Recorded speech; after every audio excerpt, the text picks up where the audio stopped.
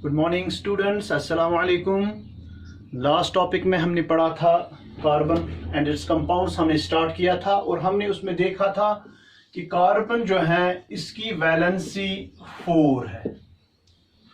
यानी हमने देखा था कि किस तरह से कार्बन की जो एटॉमिक नंबर है उसका वो है 6 और इसकी इलेक्ट्रॉनिक कॉन्फ़िगरेशन हमने की थी वो है 2,4। और उसके बाद हमने देखा कि जो 4 है आउटर मोस्ट शेल में इसके इलेक्ट्रॉन्स, और वहां पे हमने देखा था कि यानी इसको 4 और इलेक्ट्रॉन्स की जरूरत है। That means it's valency is 4। इसके वैलेंस इलेक्ट्रॉन्स भी 4 हैं और इसकी वैलेंसी भी 4 है। अब मसला ये है कि जो एक कार्बन है, कार्बन जब इसके पास 4 वैलेंसी है, क्या ये इलेक्ट्रॉन्स को लॉस करेगा, गेन करेगा या शेयर करेगा? किस तरह से अब ये बॉन्ड बनाएगा? उसके लिए हमारे पास क्या है, अगर हम देखेंगे कार्बन 4 के 4 इलेक्ट्रॉन्स को गेन करना चाहेगा, यानी अगर ये गेन करेगा 4 इलेक्ट्रॉन्स, यानी इसका मतलब है ये बनेगा C4 नेगेटिव, यानी इसमें 4 इलेक्ट्रॉन्स गेन करेगा। लेकिन मसला यहां पे ये है कि जो न्यूक्लियस है, न्यूक्लियस के अंदर खाली 6 प्रोटॉन्स है और ये 6 प्रोटॉन्स में उतनी कैपेसिटी नहीं है कि वो और 4 इलेक्ट्रॉन्स को जो इसके अपने 6 इलेक्ट्रॉन्स तो है ही, लेकिन उसके बगैर ये और 4 इलेक्ट्रॉन्स को क्या होल्ड करेगा, इसमें उतनी कैपेसिटी नहीं है। यानी ये 4 और इलेक्ट्रॉन्स को अपनी और अट्रैक्ट नहीं कर पाएगा। यानी इसका मतलब है कि कार्बन 4 नेगेटिव तो नहीं बन सकता है।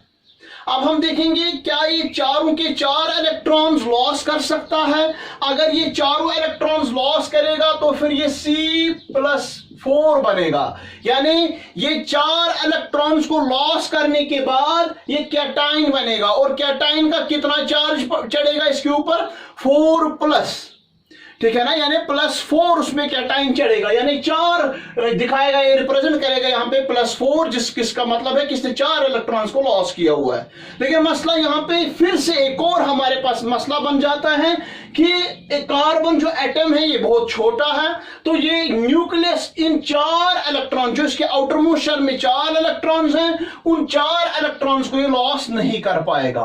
क्यों नहीं कर पाएगा? क्योंकि इसको लॉस करने के लिए हमारे लिए बहुत ज्यादा एनर्जी की जरूरत है, उसके बाद ये इलेक्ट्रॉन्स को लॉस करेगा। यानी अब ना तो यहां पे ये स्टेबल है 4 इलेक्ट्रॉन्स को गेन करने के बाद, ना तो ये यहां पे स्टेबल है 4 इलेक्ट्रॉन्स को लॉस करने के बाद। अब ये करेगा तो क्या करेगा? इसके पास एक और प्रॉपर्टी है, वो क्या है? वो है म्यूचुअल शेयरिंग।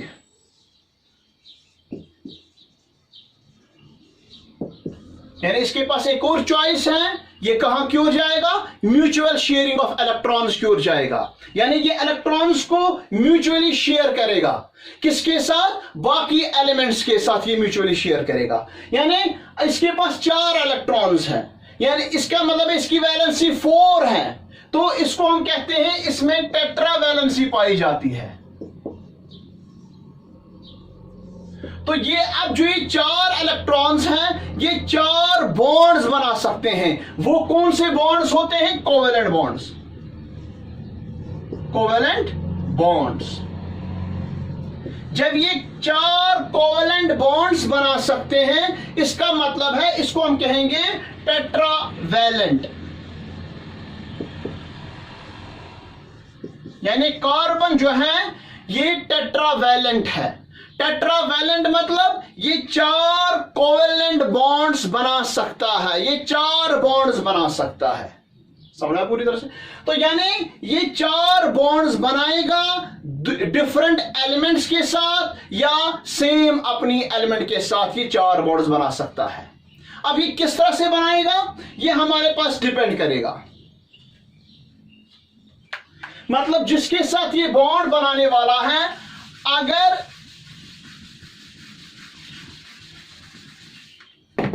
उस पर ये डिपेंड करेगा, ये सिंगल बॉन्ड बना सकता है,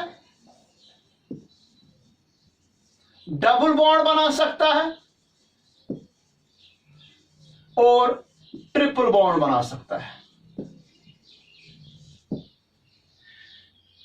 कोई भी एलिमेंट जब भी वो कोवेलेंट बॉन्डिंग की ओर चला जाता है, इसमें 3 चॉइसेस हैं, या तो वो सिंगल बॉन्ड बना सकता है, या तो वो डबल बॉन्ड बना सकता है, या तो वो ट्रिपल बॉन्ड बना सकता है। अब कब बनाएगा सिंगल बॉन्ड, कब बनाएगा डबल बॉन्ड और कब बनाएगा ट्रिपल बॉन्ड, ये तो सिचुएशन पे डिपेंड करेगा, और ये डिपेंड करेगा किस किस्म का एटम हमारे पास है जो कोवेलेंट बॉन्डिंग की ओर चला जाता है। फॉर एग्जाम्पल, हमारे पास है हाइड्रोजन, इसके पास इलेक्ट्रॉन एक ही है, यानी इसकी वैलेंसी एक ही है, यानी इसके वैलेंस इलेक्ट्रॉन्स भी एक ही है।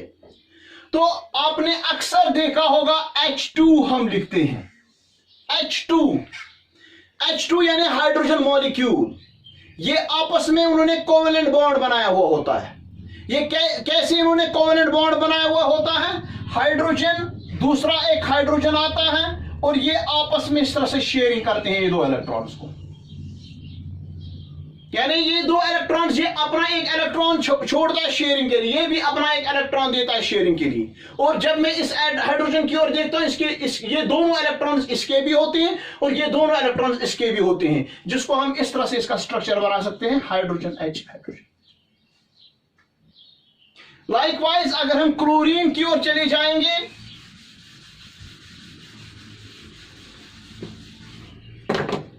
क्लोरीन हमारे पास एक और एलिमेंट है। क्लोरीन का जो एटॉमिक नंबर अगर हम देखेंगे वो है 17, यानी इसके आउटर मोस्ट शेल में कितने इलेक्ट्रॉन्स हैं, 7 है।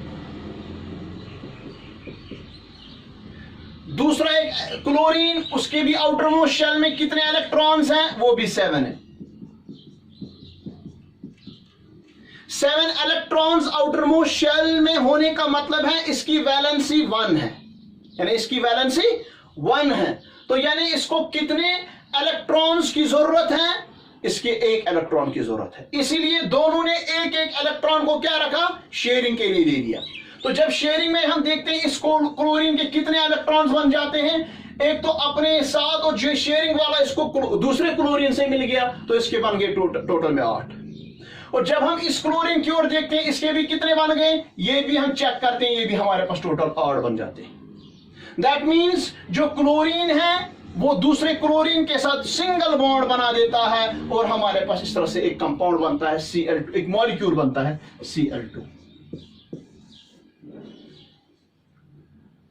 तो इसी तरह से डिफरेंट एलिमेंट्स में डिफरेंट बॉन्डिंग बन सकती है। तो जब हम कार्बन की बात करते हैं, कार्बन में सिंगल बॉन्ड भी हो सकता है, डबल बॉन्ड भी हो सकता है और ट्रिपल बॉन्ड भी हो सकता है। अब कब बनेगा सिंगल बॉन्ड, कब बनेगा डबल बॉन्ड, कब बनेगा ट्रिपल बॉन्ड, ये इंशाल्लाह हम नेक्स्ट वीडियो में देखेंगे। लगे रहिए, देखते रहिए, इंशाल्लाह रहमान हम नेक्स्ट वीडियो में देखेंगे। और भी कोई आपको किसी टॉपिक पे डिस्कस करना होगा, आप कमेंट बॉक्स में आप लिख सकते हैं, आप कमेंट कर सकते हैं। कोई क्वेश्चन होगा इससे रिलेटेड, आप क्वेश्चंस कर सकते हैं। इंशाल्लाह मैं आपको उनका नेक्स्ट वीडियो में जवाब देता जाऊंगा। Thank you.